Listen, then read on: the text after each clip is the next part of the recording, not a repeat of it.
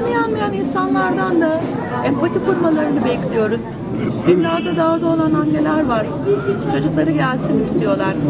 Gene evladını askere gönderen anneler var. Davul zurnayla göndermek istiyorlar. Her telefon çaldığında yürekleri pırpır etsin istemiyorlar. Ben bütün annelere sesleniyorum. El ele verelim ve savaş baronlarına karşı çıkalım. Çözüm için elimizden gelen her şeyi yapalım. Kol kola girelim. Herkes de üzerine düşen vazifeyi yapsın. Arkadaşlar, bu belge olayı gereğinden çok fazla abartıldı. Bu süreç bu kadar değerli bir süreçtir ki böyle bir belge sızdırılmasına kurban edilecek bir süreç değil bu süreç. Bu süreç başladığından bu yana yaklaşık 3 ay geçti. 3 ay içinde ondan önceki ayları hesap edersek 100'ün üzerinde ölüm önlenmiş oldu. Yani ne dağdaki gençlerden ne de askerlerimiz ve polislerimizden şehit edilen olmadı. 3 aydır önceki ortalamalara vurduğunuz zaman 150-200 civarında ölüm olması gerekirken bugün ölümler olmamıştır. Bu 200 kişinin dahi ölmemiş olması hiçbir şey olmazsa başlı başına çok değerli ve kıymetlidir.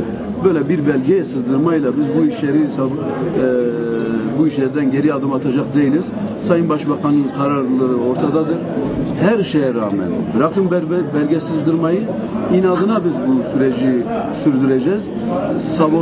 Sabotajlara rağmen, provokasyonlara rağmen ne olursa olsun bu süreç devam edecek. Başka yolu yok. Yani Türkiye'de bunun alternatifi nedir? Bölünme ve iç savaş mıdır? Bu Türkiye'de yaşayan insanların hakların menfaatine midir? Kim bunu söyleyebilir? Bunun alternatifi yoktur. Yani barışın, huzurun, birlikteliğin, kardeşliğin ve bu sürecin alternatifi yoktur. O yüzden hep birlikte bu sürece sahip çıkacağız. Üçüncü heyetin gitmesi Kandil'den gelen cevaptan sonra olacak.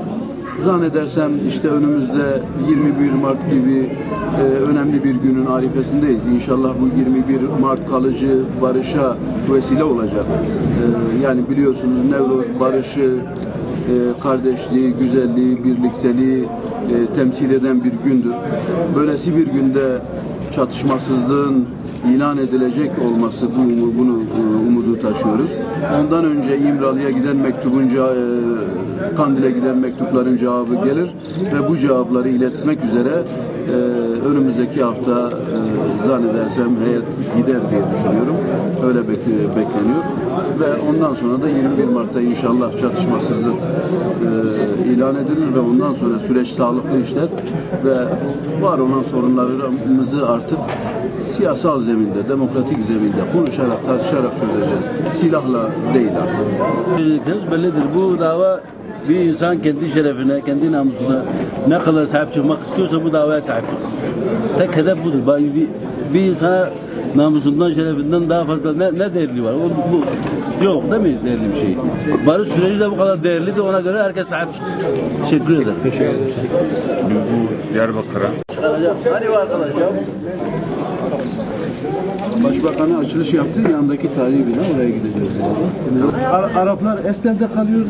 Kürtler ve Hristiyanlar Midyat'ta Hristiyanlar ve Kürtler kalıyordu. gelişimize de uygun yani. Abi sizin esniniz havaya uygun. Allah da bize öyle inşallah havaya uygun.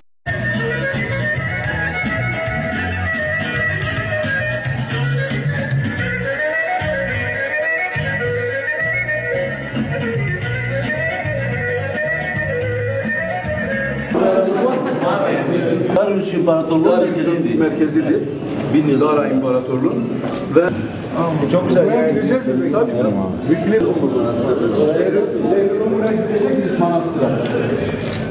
Biliyorsunuz var mı? 25 kilometre yoksa 15 yıldan beri 3 tane fotoğraf yapıyorum. Sayın Vekilim toplu vereceğiz. Hepsini toplu vereceğiz inşallah. Belediye başkanlarına Hiçbir şey verdikleri yok.